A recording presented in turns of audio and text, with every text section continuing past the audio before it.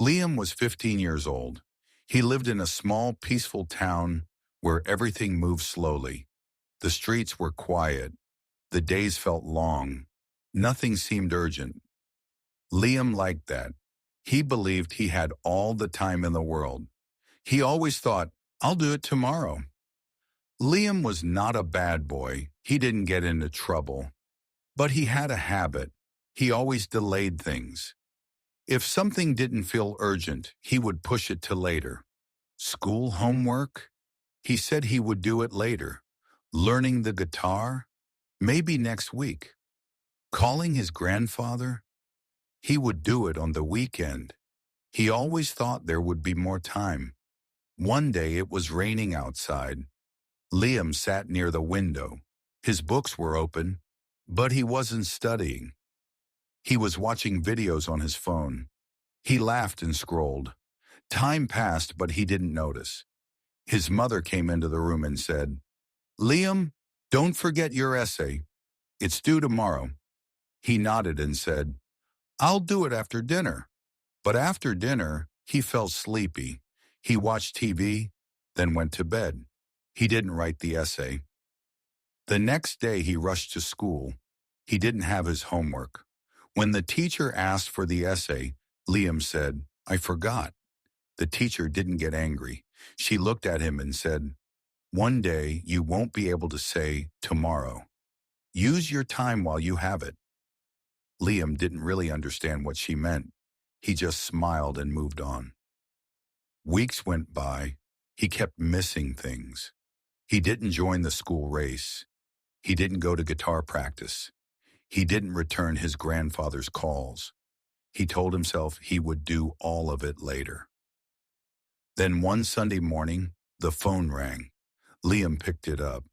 The voice on the phone told him something that made his heart stop. His grandfather had passed away in his sleep. Liam stood there, frozen. He held the phone tightly. He didn't know what to say. He felt a deep pain in his chest. He remembered his grandfather calling and saying, talk to me when you have time, kiddo. But now it was too late. At the funeral, Liam saw a photo of his grandfather holding a fishing rod and smiling. He remembered something his grandfather once said. The fish don't wait forever. You have to catch them while you can.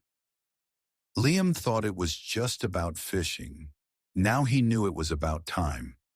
That night, Liam couldn't sleep. The house was quiet. He could hear the clock ticking. Every second felt like a reminder.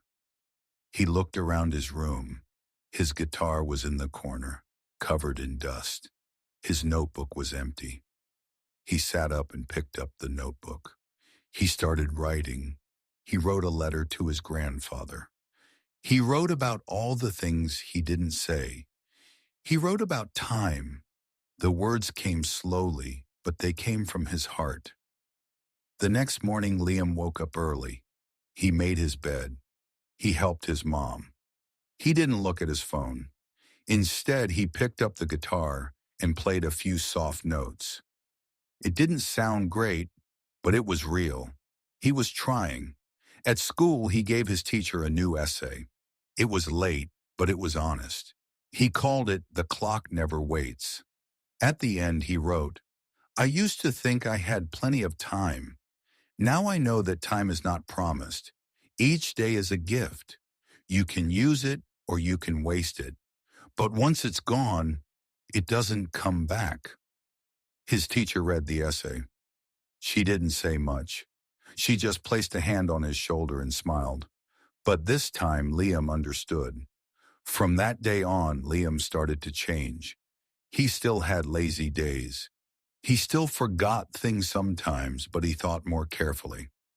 When he felt like saying, I'll do it later, he asked himself, what if later never comes? And more often, he chose to do things now. The moral of the story is simple. Time feels slow, but it moves fast. It feels like we have a lot of it until it's gone. We always think we have another day, but the truth is, we don't know. So if there's something you want to do, don't wait. Don't say maybe tomorrow. Do it today, because the clock never waits.